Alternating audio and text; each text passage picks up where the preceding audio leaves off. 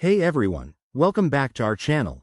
Today, we're tackling how to get a Bank of America credit card in 2025.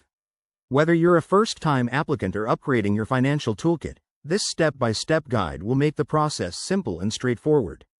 Let's dive in. First, check your eligibility. Bank of America looks at factors like your credit score.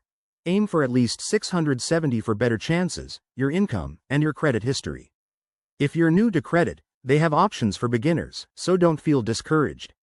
Head to their official website and use their pre-qualification tool to see if you qualify without impacting your credit score. Once you're ready, browse their credit card offerings. In 2025, Bank of America has a range of cards, from cashback rewards to travel perks.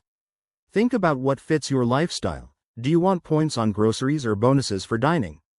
Pick one that aligns with your goals. Next, gather your documents. You'll need basics like your social security number, proof of income, such as pay stubs or tax returns, and personal details. This step ensures a smooth application process. Now, apply online through the Bank of America website. It's user-friendly. Just fill out the form with your information, double-check for accuracy, and submit.